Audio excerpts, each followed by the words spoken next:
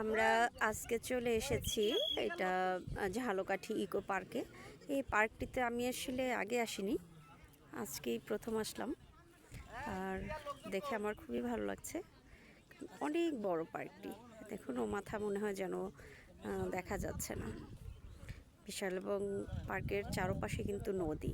আমি একটু পরে নদীর পাড়ে যাব, গিয়ে দেখব কি অবস্থা।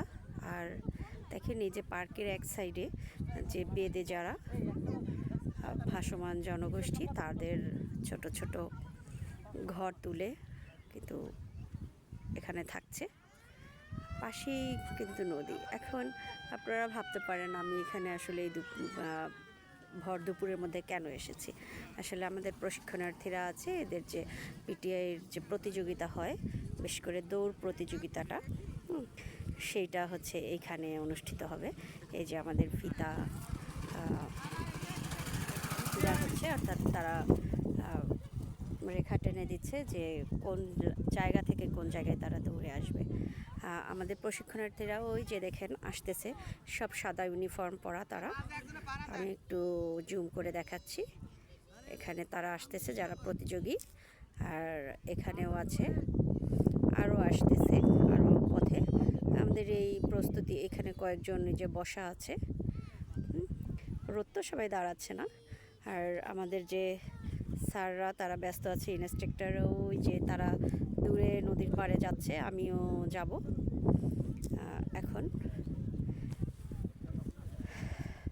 আসলে আমি কখনো এখানে আসিনি আগে, এই প্রথম এসেছি।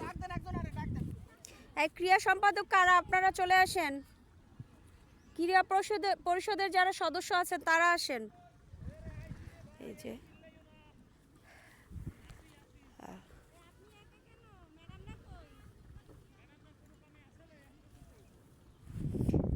আমি একটু ওই নদীর তীরের দিকে যাওয়ার চেষ্টা করছি। এরা এখানে আছে।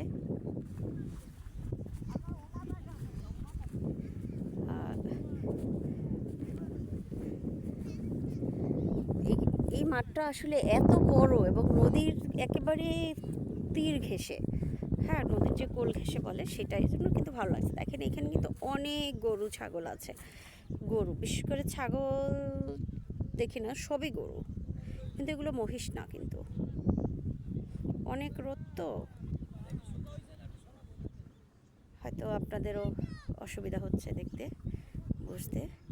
আর আমি এদের কাছে একটু যাব, দেখবো এই যে এরা আসলে কিভাবে এই রোদের মধ্যে এখানে থাকে। আমি আসলে অবাক হওয়ার মতো, যে ঠান্ডায় আমরা ঘরের মধ্যে থেকেও কি অবস্থার মধ্যে দিন পার করি ঠান্ডায়, কিন্তু তারা রোদ বৃষ্টি ঝড় সব কিছু উপেক্ষা করে এই ছোট্ট একটু খুপড়ি ঘরের মধ্যে বসবাস করছে। তো অসংখ্য ধন্যবাদ আপনাদেরকে।